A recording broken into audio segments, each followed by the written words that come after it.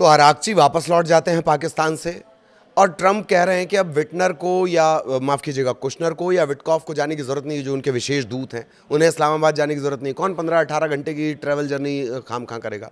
तो क्या युद्ध फिर से युद्ध भड़कने के हालात हैं?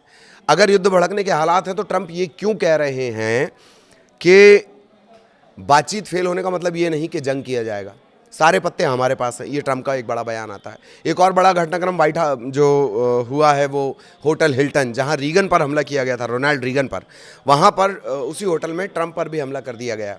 हालांकि ट्रंप सुरक्षित है। इसका क्या ईरान लिंक है? ट्रंप इस पर क्या बोल रहे हैं? हालांकि उन्होंने खारिज किया है, ईरान लिंक से कोई इसका कनेक्शन नहीं है।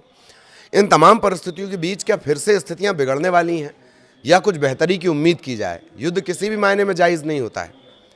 क्या समस्याएं इससे फिर बढ़ने वाली हैं? होर्मुज को लेकर कोई बात साफ नहीं हो पा रही है। आखिरी स्थितियां चल क्या रही हैं? क्या मिडिल ईस्ट में इस वक्त चल रहा है? इसी को लेकर बात करेंगे, लेकिन सबसे पहले क्या कुछ अपडेट हैं वो जान लेते हैं।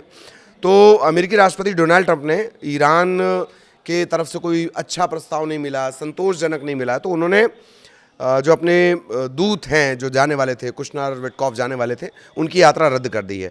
ट्रंप की घोषणा ईरान के विदेश मंत्री अब्बास अरागची के पाकिस्तान से लौटने के बाद आई है। अब्बास अरागची लौट गए, क्या बोलकर लौट गए वो भी आपको बता देता हूं। ईरान के जो राष्ट्रपति हैं मसूद पेजेश्कियान, उन्होंने पाकिस्तान के प्रधानमंत्री शहबाज शरीफ से ये कहा कि तेहरान यानी ईरान दबाव में, धमकियों के बीच या घेरेबंदी के बीच कोई बातचीत नहीं करेगा, अमेरिका के साथ बातचीत में शामिल ही नहीं होगा। अरागची ने भी यही बात कही और फिर वो वहाँ से लौट आए। इधर जो इजराइल के प्रधानमंत्री हैं बेंजामिन नेतन्याहू, वो हिजबुल्लाह पर शांति प्रयासों में बाधा डालने के आरोप लगा रहे हैं। बताइए, नेतन्याहू के शांति प्रयासों में भी कोई बाधा डाल सकता है और दक्षिण लेबनान में और ज़्यादा हमले करने उन्होंने शुरू कर दिए हैं। ये तो इस वक्त का अपडेट हो गया।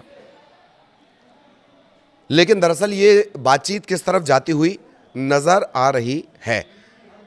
तो बातचीत तो कैंसिल हो गई। बातचीत इस वजह से कैंसिल हो गई है क्योंकि ईरान का ये कहना है कि हम इस तरह के स्थितियों में घेरेबंदी, धमकी, उल्टी सीधी बातें, उल्टे सीधे बयान, इन सब के बीच हम शांति वार्ता नहीं करेंगे। और इसके बाद ट्रंप ने भी ये कह दिया कि ठीक है, जो हमारे स्पेशल दूत हैं, विशेष दूत हैं विटकॉफ और कुशनर, वो भी नहीं जाएंगे इस्लामाबाद। उन्होंने ये हवाला दिया कि कौन 15-18 घंटे की जर्नी करे, जबकि ईरान वहाँ पर है ही नहीं।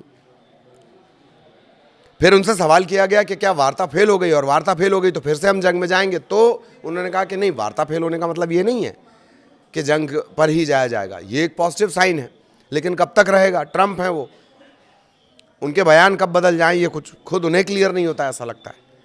तो क्या इन सब के बीच अपडेट है? अमेरिकी राष्ट्रपति ट्रंप ने कल एक बड़ी बात भी कही कि वहाँ फैसले कौन ले रहा है, ईरान में फैसले कौन ले रहा है।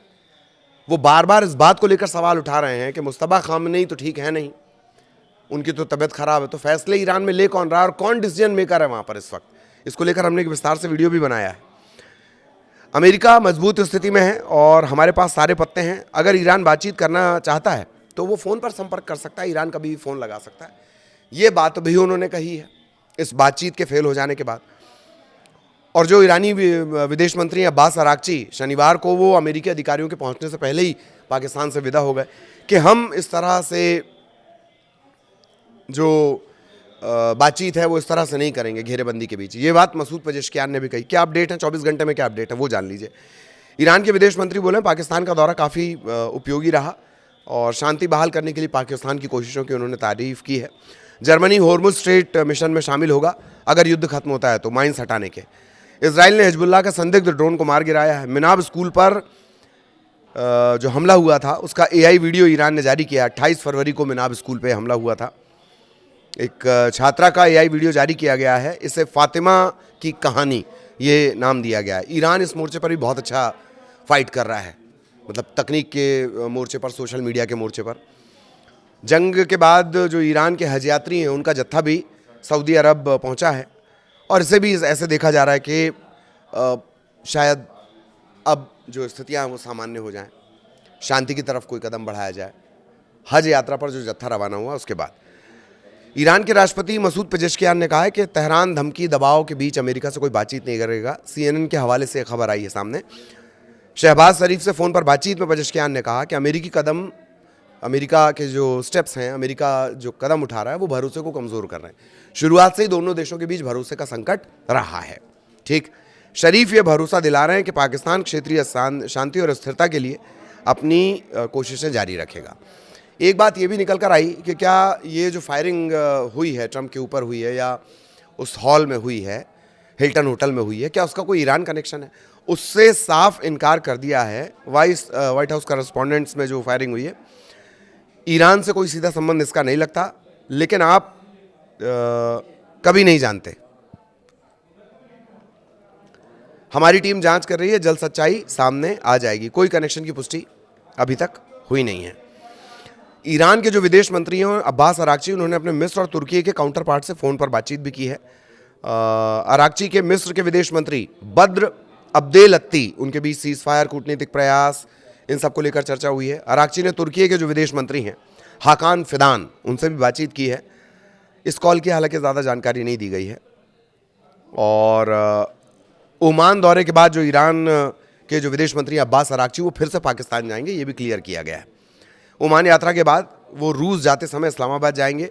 ईरान की जो न्यूज़ एजेंसी है इरना, उसके हवाले से खबर सामने आई है, अराक्ची पाकिस्तान फिर से पहुंच सकते हैं रूस जाने के दौरान।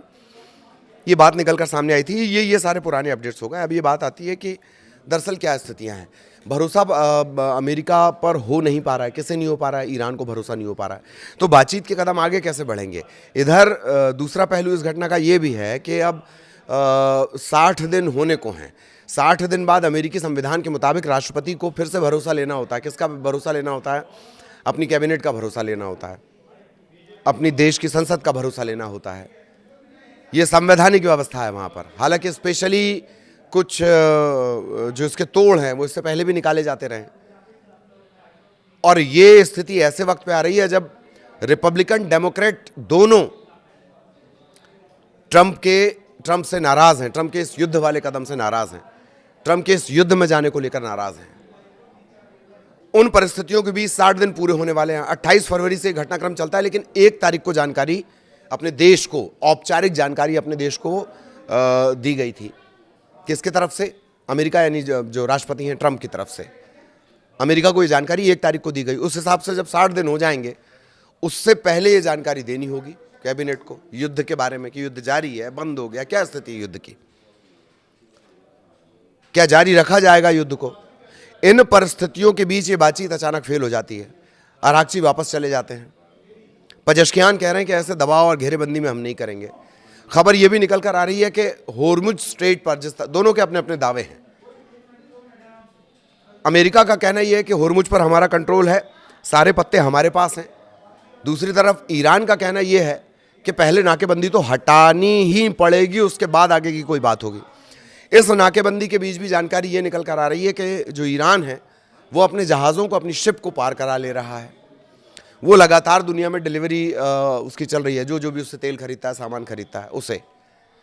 तो सवाल जिसका तस बन जाता है कि अगर ये बातचीत फेल हो रही है, पाकिस्तान के इस्लामाबाद में बड़ी उम्मीद के साथ पूरी दुनिया देख रही थी कि इस्लामाबाद से कोई सॉल्यूशन निकल कर आ सकता है, शांति का कोई रास्ता निकल कर आ सकता है, पर वो तो ऐसा होता हुआ नज़र नहीं आ रहा है। अमेरिका ने भी कहा कि भैया तुम्हें जाने की ज़रूरत नहीं है गुरु।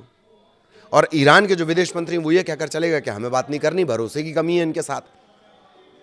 और अगर भरोसे की कमी यूं ही बरकरार रही तो शांति के प्रयास कैसे होंगे फिर? और शांति के प्रयास नहीं होंगे तो क्या दुनिया को इसी तरह ईंधन को लेकर और बाकी चीज़ों को लेकर किल्लत उठानी पड़ेगी?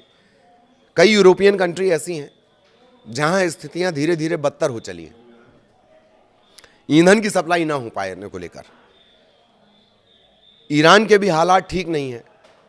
वहां अपील की जा रही है, ईरान के जो नेता हैं वो अपील कर रहे हैं कि 10 लाइट जलाते हो तो 2 लाइट जलाओ। पावर कंजप्शन को कम करने के लिए अपील की जा रही है। इन सब के बीच ये बातचीत फेल होने के क्या मानी निकाले जाएं? कि क्या वाकई कोई उम्मीद रखी जाए, यह स्थितियां इसी तरह चलती रहेंगी, इसी तरह मामला एक खिंचता रहेगा? और जितना ज़्यादा ये मामला खिंचेगा दुनिया के लिए उतना ही नुकसानदेह। शेयर बाजार यानी शेयर मार्केट के हालात आप लगातार देख रहे हैं, किस तरह की स्थितियां हैं। मेटल्स की क्या स्थितियां हैं बाजार में वो आप देख रहे हैं। सोना, चांदी, जिंक, एल्यूमिनियम, उनकी क्या स्थितियां वो आप लगातार देख रहे हैं। बाजार पर इसका सीधा असर है। और सबसे ज़्यादा ईंधन की क्या स्थिति है? पेट्रोल डीजल के जो दाम है उनकी क्या स्थितियां हैं, एलपीजी की क्या स्थितियां हैं। रोजाना लोग इन सबसे दो चार हो रहे हैं, खास तौर पर एलपीजी की अगर बात कर ली जाए। एलएनजी जो लिक्विड नेचुरल गैस है जो डायरेक्ट आपके घरों तक पहुंचती है, उसका स्टोरेज भी अब काउंटेबल बचा हुआ है। तो ये जो बातचीत फेल हुई है, इसके बाद आगे क्या, व्हाट इज नेक्स्ट?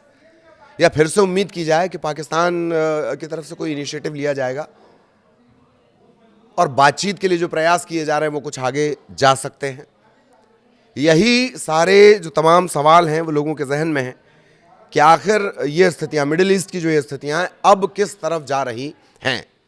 क्योंकि अमेरिका नाकेबंदी नहीं हटाएगा, ईरान बात नहीं करेगा, ईरान की तरफ से कोई क्लियर डिसीजन मेकर नजर नहीं आता है जो फैसले भी ले सके। सिर्फ बातचीत करने से नहीं होगा। अमेरिका कहेगा ये 10 पॉइंट हैं, अरागची कहेंगे रुको मैं बताता हूं, या गालिबाफ कहेंगे रुको मैं बताता हूं। और ये जो अलग अलग समूहों को पावर देकर ईरान में जो स्थितियां चल रही हैं वो कब तक चलेंगी? ये तमाम बड़े सवाल हैं जिनके जवाब जल्द से जल्द खोजे जाने की जरूरत है। और ये तभी मुमकिन है जब शांति के लिए कोई ठोस पहल होती नजर आए। आगे भी अपडेट आप तक पहुंचाएंगे। नमस्कार।